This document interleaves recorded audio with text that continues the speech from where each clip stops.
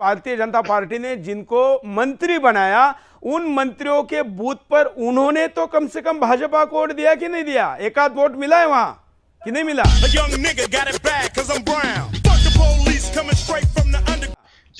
जी बिल्कुल, वहां पर 2 वोट मिले। एक जो मंत्री जी मेरे यही है नकवी जी का, हाँ। एक उनका और एक उनकी पत्नी का। मतलब तो नकवी जी और उनकी पत्नी 2 मत केवल उस बूथ पर मिले हैं। देश सुन रहा है। समझ रहे हो? समझ रहे हो आप? समझ रहे हो ना? बाकी हिंदू वोट मिले वहां, हाँ। जो मुस्लिम समुदाय के थे।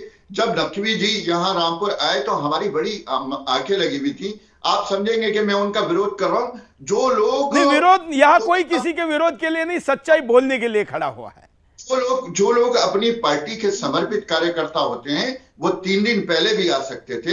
हम लोगों के बीच में जाते हैं, हम लोगों के मतलब बीच मैं में अगर इसका राजनीतिक विश्लेषण करूं कि भारत सरकार का कैबिनेट का सबसे बड़ा मंत्री माना जाता है, तो नकवी जी को मंत्री तो बनाकर कैबिनेट का प्रमोशन भी दिया। उनके नाम, उनके द्वारा 5,000 करोड़ से ज्यादा रुपए मुसलमानों के लिए अल्पसंख्यक मंत्रालय के द्वारा दिए भी जा रहे हैं।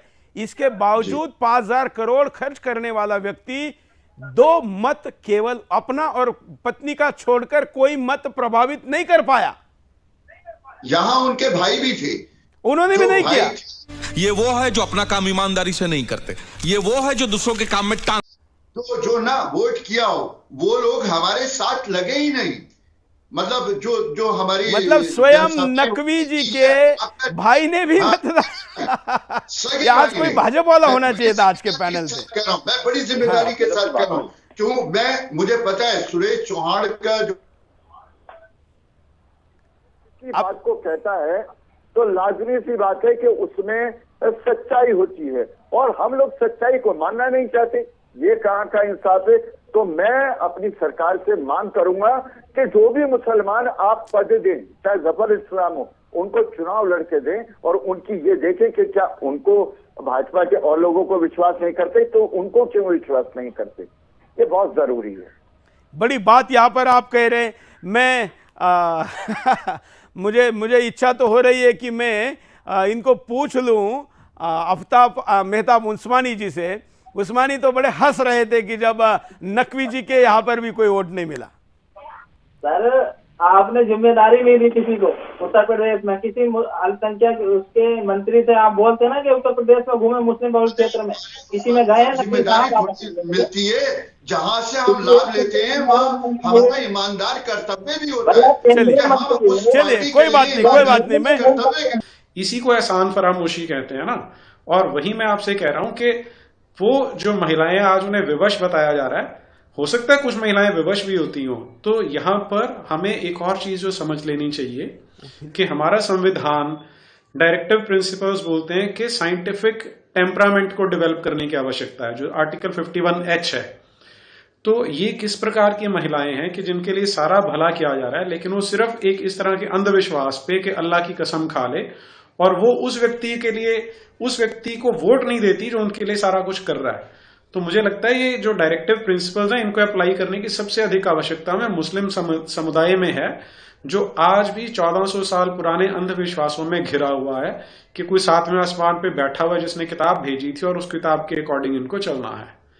जब तक इन महिलाओं को, बल्कि इस पूरी कम्युनिटी को इस तरह के अंधविश्वासों से बाहर नहीं निकालेंगे, थोड़ा सा साइंटिफिक एक्यूमेन की ओर नहीं लेके जाएंगे, तब तक ये इस तरह के बहाने इनको मिलते रहेंगे, और ये उन मोल्ला मौलवियों के चक्कर में फंसी रहेंगी जिन्होंने अपनी दुकान चलाने के चक्कर में आम मुसलमान महिला की, आम मुसलमान पुरुष की, आम बच्चों की जिंदगी को नरक बना रखा है।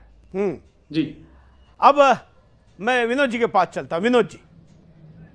सूरज जी, पहले तो मैं जरा वो जानना चाह रहा हूँ कि वो जो कौन सी विधानसभा सीट का कौन सा पोलिंग बूथ था जिस पर नकवी जी ने अकेला वोट किया था, वो जरा आपके दर्शकों को जरा अच्छी तरह से क्लियर हो जाए तो और अच्छा रहेगा। फैसल अली जी। जी रामपुर में हाँ, मैं बता रहा हूँ। हाँ, बोलिए। शंकरपुर का पोलिंग बूथ है, मुझे उसका नंबर नहीं याद है। शंकरपुर का पोलिंग बूथ है जहां पर नकवी जी ने अपना वोट किया था।